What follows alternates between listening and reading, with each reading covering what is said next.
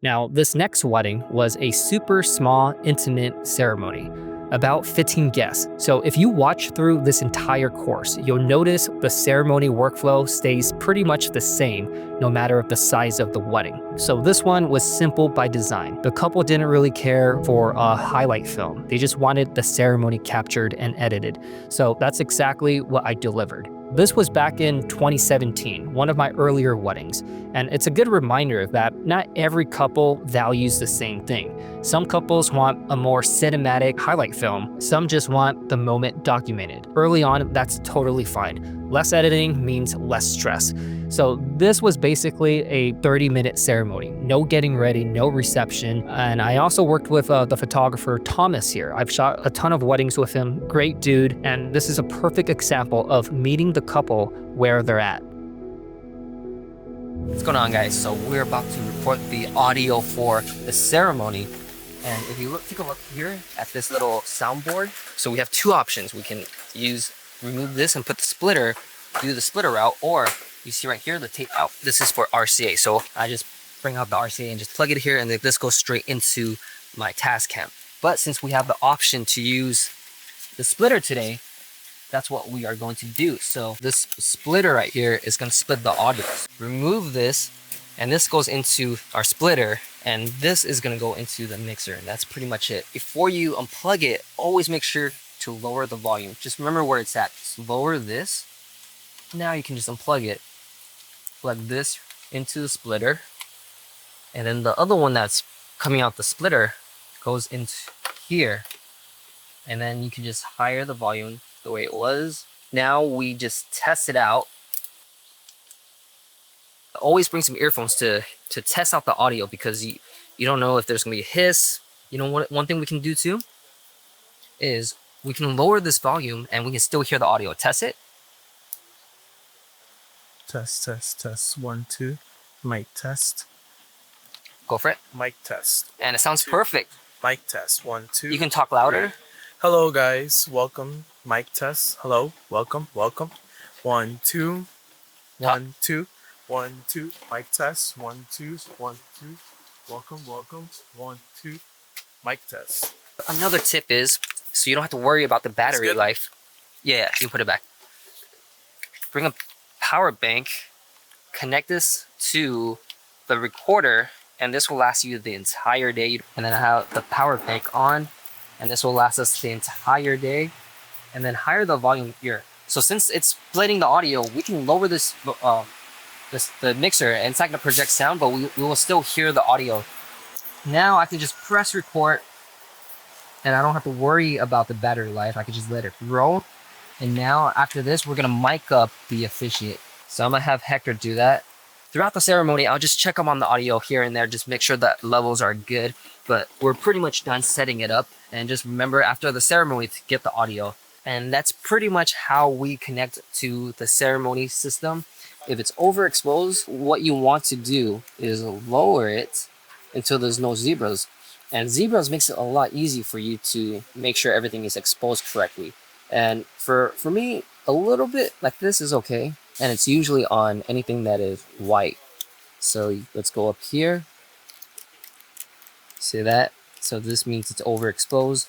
So I just go down. We like to keep it at 60. For the daytime, I like to have the ISO as low as possible. As long as you have the details, you can always bring it back up in post. The bright stress and the sky will always be the brightest thing in the frame. So always keep an eye on the lights.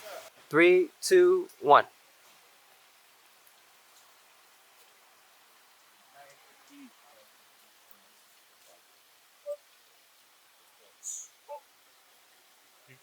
So just by moving it slightly to the right, you don't have that pull anymore.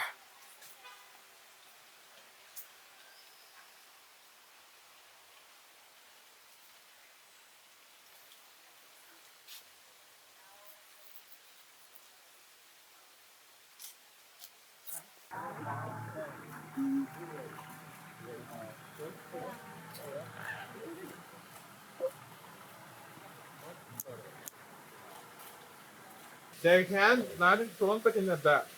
The fuel, yeah, like that, good. That's right. That's right. Good. And lean for a kiss. Lean for a kiss. Just bring those hands in the back, on each other back, like that. Yeah.